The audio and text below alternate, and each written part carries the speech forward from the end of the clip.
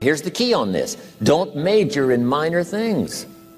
If you take up major time to do minor things, I'm telling you, you'll be behind the curve constantly.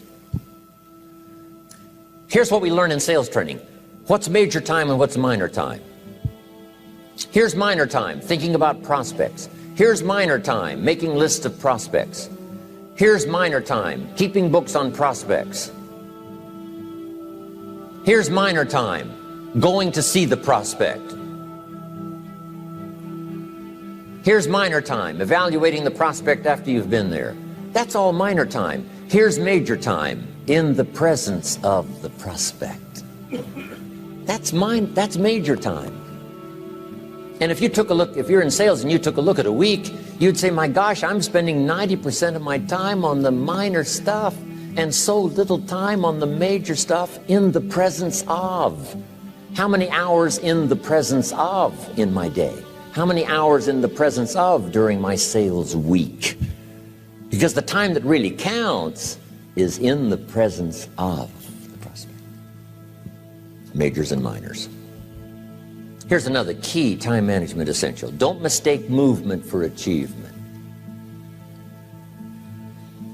It's easy to get faked out by being busy. Guy comes home at night all exhausted, falls in the chair and says, oh, I've been going.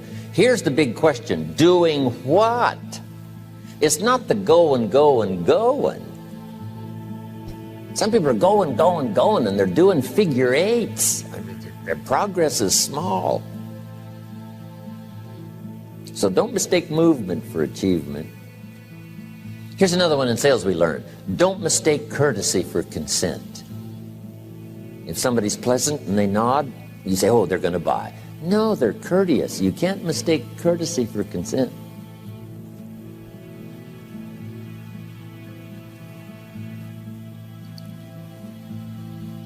Now here's a big one, concentration.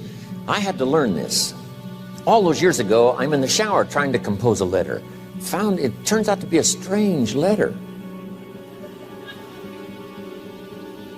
So here's what I learned to do. Save the work till you get to the office. Save the work till you get to the work. Don't try to get to the office on the way to work. On the way to work, enjoy the way. In the shower, enjoy the shower. Then go to work when you get to work. I found this to be helpful. Concentration. Here's another big one. Learn to say no. I'm telling you, in such a social society we have now, it's so easy to try to be a nice person, saying yes to everything. Find yourself overloaded. Now you got to call and make the, well, gosh, you know, all the time it takes to back out of something that you said yes to too quickly. Here's what might be better. I don't think so, but if that changes, I'll call you.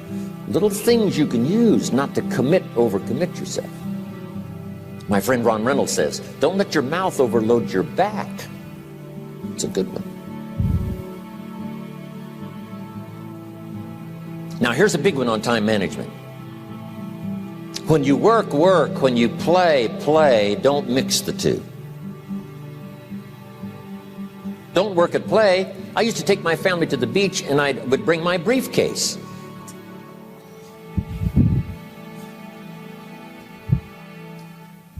I learned not to do that. Or at the beach, I'm saying I should be at the office. Now my family's upset because I'm at the beach and I'm thinking office. Now when I'm at the office, I'm thinking what? I got to get my family to the beach. So things are not going too well at the office because I'm thinking beach, and things are not going too well at the beach because I'm thinking office. Here's what I learned to do. At the beach, be at the beach. At the office, be at the office. When you work. When you play. Don't mix the two. Don't work at play. Now here's one of the most important ones. Don't play at work. Work is too serious. You don't want the reputation of being the office joker. It's not a good one. Yes, there's time for some pleasant stories. Yes, there's time for a little humor. Yes, best if it's a happy office, of course. But I'm telling you, you got to be serious about work because you're parting with a piece of your life for the work you do. Your work costs you a piece of your life. Here's what it's called. Serious business. Not grim, not unhappy, but serious. Key. Don't play at work.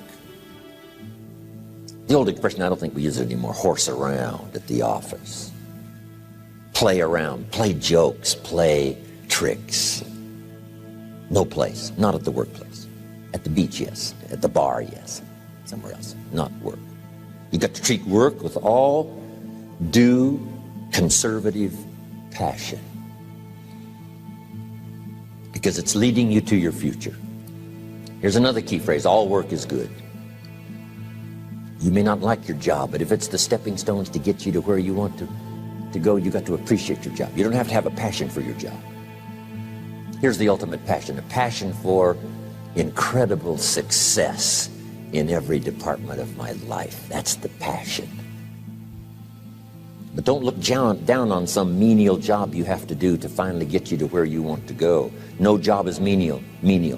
No job is not, every job is noble. Training life for pay, making a contribution to society. Next, analyze how you are.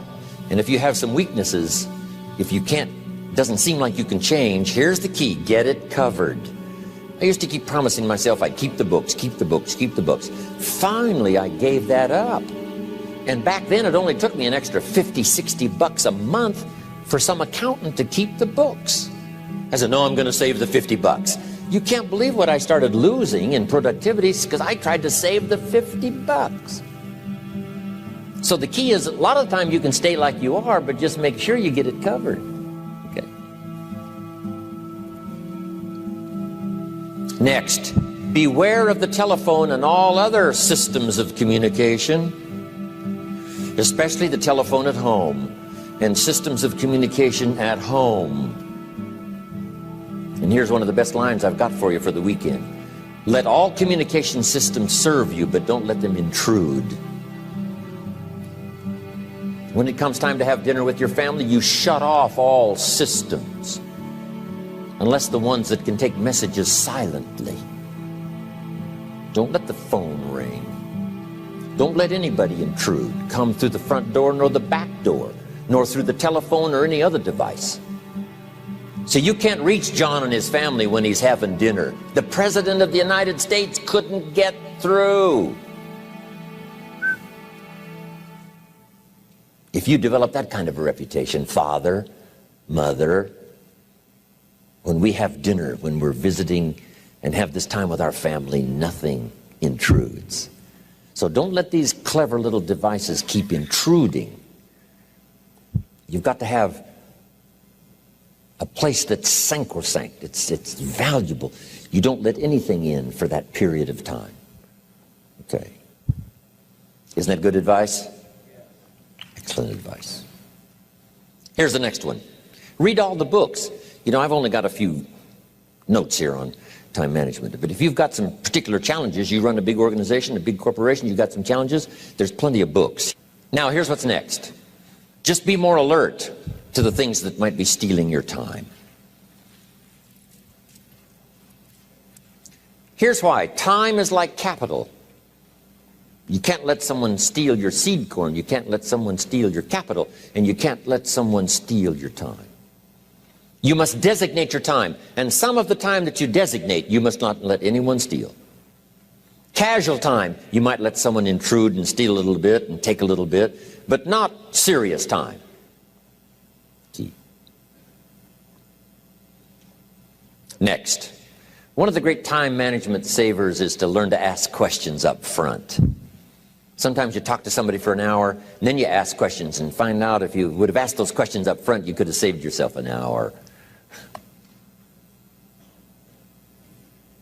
Asking questions up front helps you to get to the problem now. But if you just launch into some discourse, you might waste 30 minutes, waste an hour, when here's what you should have been talking about. After you finished an hour, you say, John, what's really the problem? He said, well, it's something personal. See, that's what you should have been talking about this whole hour. Key. Next, learn to think on paper. Now we're going to take a break. Some ways to think on paper. One, we've covered one. Solving problems. Take it out of your head and put it on paper. Another one is setting goals. Making these lists we've already started. Here's another good way to think on paper. It's a projects book. Each person you're working with and each project you're working on, get a loose leaf binder and a tab and some pieces of paper behind the tab, and do a little continual summary of how it's going between you and that person and between you and that project. I call it a projects book. It is so useful to me. But what's going on between you and this person? When you last got together, what did you talk about? And you got a few notes there. Here's what we talked about the last time we got together. Now when you get together again, you can review that so you'll know better what to talk about. When the president gets ready to travel and he's going to meet some important people, guess what they bring him? All these briefing books. Right? The last time you were with Khrushchev, Kennedy is informed. Here's what he said and here's what you said. Kennedy said, oh, that's valuable. I need to remember that. If a person is important, it's worth a little running account. You might even have a projects book for your children. Here's what's happening between me and my child. We've talked about this, and we've talked about this, and we've talked about this. Next, a day timer.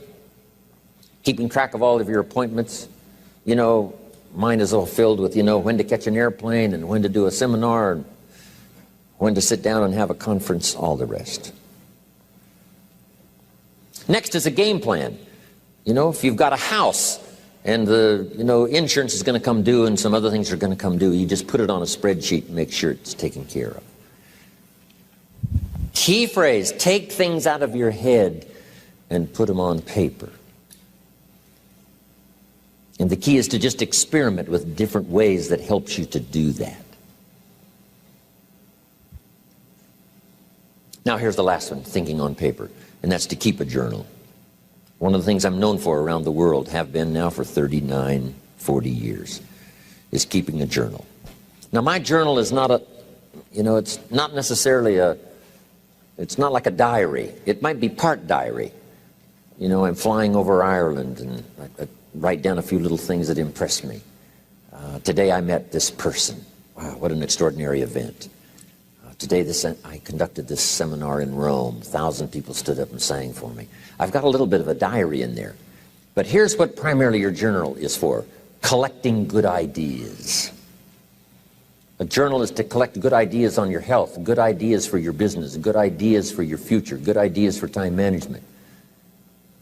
Because I used to take notes on pieces of paper and torn off corners and backs of old envelopes and restaurant placemats. And I threw all this stuff in a drawer. It did not serve me well. I finally learned to get a bound copy, right? And just keep a journal, right? If I was here, I had my journal, I'd be taking notes, right? These 2 days in my journal. Now, if you're caught without your journal, you just take the notes. When you get back home, you put those notes in your journal, throw the paper away. Because we don't usually go through paper to review. But see, my journals now make up a significant part of my own library. My journal's all reserved privately for my children and my grandchildren. Can you imagine what I've collected over the years? It's unbelievable. There are 3 treasures to leave behind. I think you've already got those notes, right? Here they are. Number 1, your pictures. Don't leave the event unrecorded. It takes only a fraction of a second to say, here's who I was with. When I travel the world, right? We take all these pictures, and here's one of the gifts. People send me the pictures they took of me and them. It's part of the treasures I have on the farm. Incredible. A picture's worth 1,000 words to describe the scene, the emotion, what happened. Say, wow, this was an extraordinary day for me when I met these people. Here's what they told me happened to them when they went to my seminar 10 years ago. Wow, the drama comes back if you've taken the pictures. It's one of the treasures to leave behind when you go. Remember the old photographs that we have now of, you know, 100 years ago, 70, 80 years ago, just a few photographs?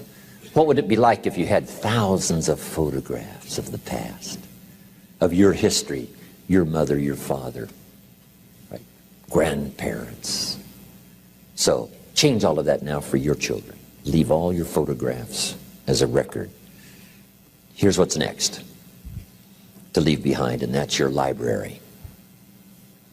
The books that changed your life, the books that changed your health, the books that rescued you from oblivion, the books that you passed on to other people, they were so exciting for you, the books that made you financially independent, the books that developed your leadership, the books that gave you wisdom to ponder when things were tough, the books that got you through the winter, the books that helped you to plant in the spring and harvest in the fall.